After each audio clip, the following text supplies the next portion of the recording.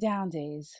So everybody has them. Days that you are just not feeling it, you're just not feeling yourself, and you have so many things to do. How are you going to get everything accomplished with this state of mind? So I'm here to give you a couple of tips on how to deal with down days and how you can bounce back from them sooner than later. So I have 7 tips on how to deal with these down days and bounce back so you're not stuck where you found yourself. I'm not a stranger to this. I've been a business owner, an entrepreneur, a manager, a mom, a wife, all the things, right? And we all have so many different hats that we're wearing every day.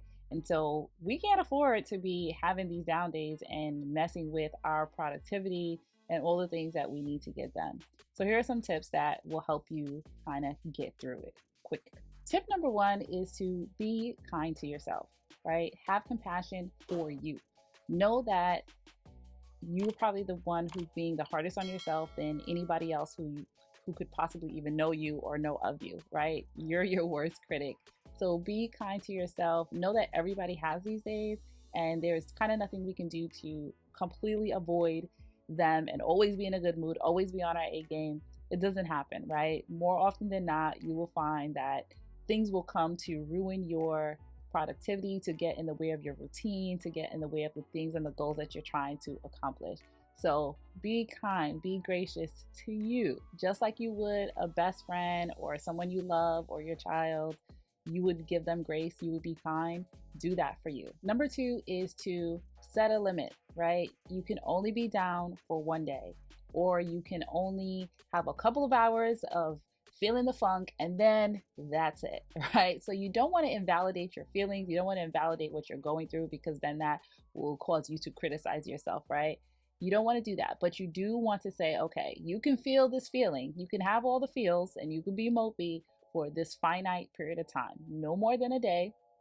And then you can get back to the things that you were going through now. You don't want to allow yourself to have an unlimited amount of time, because one bad day can turn into a week, one bad week can turn into a month. So you want to kind of like psychologically psych yourself out to say, all right, that's it. We only going to do this for one day, right? To help you kind of get through it so you don't go into a downward spiral. What I've learned through this process is of overcoming, down days. My down days used to do exactly that, turn into days to weeks and to months, and that's no good, right? That can even bring you into a season of depression. And so if you want to curtail that or curb that, if this is something that you've experienced, you want to make sure you have limits around it. You want to make sure that you sort of allow yourself to feel, but also don't allow yourself to continue to stew in it, right? Because that's going to cause additional stress and issues, and things will start to build on themselves. One down day, tomorrow's a new day, start fresh. Number 3 is to avoid making major decisions when you're having down days or when you're in a bad mood, your head is not clear. I definitely had experienced this, in running my business and managing people. I would have things that I would have to decide every day, multiple hundreds of decisions I had to make every day. And so what I would do is, even if I was in a bad mood, I would just go ahead and whatever I'm feeling, oh, okay, fine, we'll just do this, right? But that's not a good thing to do. If you are not in a good mind state, if you are not in a good mood, you can put it off till later. You can put it off till the next day. I mean, when I say put it off, we're not talking about procrastinating and keep, kicking it down the road. But you want to say, okay, I'm not in a good mind state right now. Let me snooze this. You can put it in your calendar, make a note of it somehow that it reminds you to make this decision. And then you can do it when you have a clear head. Do not make major decisions when you're in a funk. Do it when you're clear-headed, so you can have a good grasp of the consequences of the decisions you're making. It's one thing that we say as an attorney who does estate planning.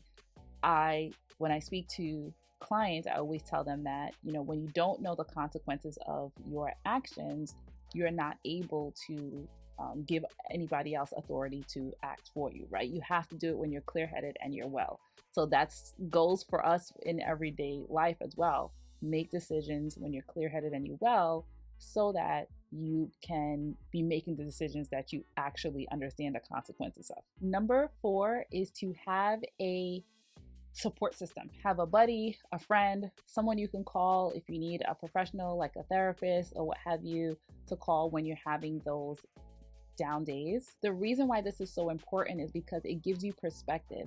Have you ever been complaining to somebody about something or explaining something to somebody and you realize that it's not quite what you were stewing about, or it's not even as big of a deal, or it just gives you a completely different perspective about the thing and the situation? So it's good to have somebody that you can talk to, that you can reach out to, that you can bounce things off of, even if it's like a coworker or a colleague, someone that would understand where you're sort of coming from, so that you can actually speak these things out, and it will help you reduce the burden of whatever that thing you're going through so you can get out of that funk quicker. Number 5 is try to do a self-care activity. Now, we don't always have time to do these self-care activities depending on what it is that you want to do.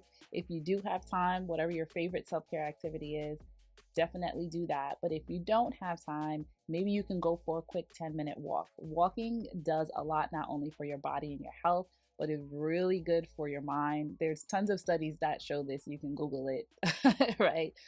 Walking is really good for you. So getting some fresh air, anything that you can do within a 5-minute time span, 10 minutes that you can do some stretching.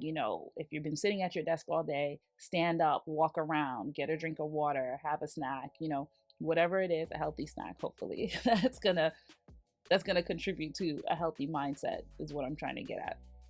So any sort of self-care activity you could do will help you get out of that funk much quicker. And if you can't do it during the day or during your work hours, you can, after work, make sure that you make that a priority. Like, let me go to the gym, let me go for a walk, let me, do whatever it is that you can do that's self-care. That's number 5. Get your self-care in. Number 6, if you're having a bad day, but you really do have a lot to do and you can't, take that day to really just like decompress, what you could do is break your tasks into small bite-sized pieces, right? Maybe you're not going to get the entire project, the entire task done, but maybe you can do one thing to move the needle, right? Maybe you can take 1 or 2 steps to move the needle and say, okay, at least I did some of it. At least I made some progress.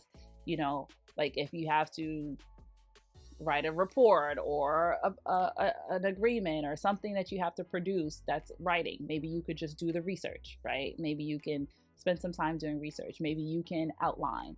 Maybe you can, schedule the meeting, right? Or put it on your account. Whatever it is that you can do that's bite-sized, break it down so that you can actually be moving forward in the task, even if you can't complete all of the tasks. That would at least make you feel better about yourself and get you out of like that stuck freeze mode that you may find yourself in. And finally, number 7 is to put your focus on something that you're grateful for, right? I was thinking earlier about, relationships and how everybody has something in their relationship that's not the greatest, right? There's good parts and bad parts, and it doesn't have to be an intimate relationship. It could be any relationship, right? Oftentimes we tend to focus on the things that are wrong, right? The things that we don't like, the things that are annoying, the things that are frustrating. But we can choose really to just focus on the things that we're grateful for, the things that we do like, the things that, are working. So in those days that you are feeling funky, or in those moments where you're feeling funky, focus on the good, right? Try to practice focusing on the good things that are going on. That doesn't mean don't deal with the things that are issues. If there are things that you can deal with, if there are things that you can improve, awesome. Definitely do that. But otherwise, whatever it is that's going on, focus on the good in your life, the good in the circumstance, the good in the situation, so that it can help you to sort of shift your mood. The other thing that helps me with focusing on gratitude is music. So what I have done recently is I created a playlist that says mood shifting playlist. So when I come across songs that help me, that make me excited, that I can sing to, you can't be singing a song and sad, right? Unless it's a sad song, but you can't be singing a joyful song and be sad, right? So singing those songs that I like, the music that I like that makes me move and things like that helps me sort of to get out of bad moods, and it also helps lift my spirit even when I'm working. Like certain times when I'm working, I can't listen to certain things, but other times, if it's something that's pretty easy for me to do, I can play some music and help, lift my mood, help me get through my tasks and my day. So I hope this was helpful for you. Those are the tips that I have for getting you out of a funk, shifting your mood, overcoming those down days so you can still conquer the things that you wanted to conquer. Remember to be kind and prioritize your well being over everything. Okay. Thank you so much for listening. I appreciate you, and I'll see you next time.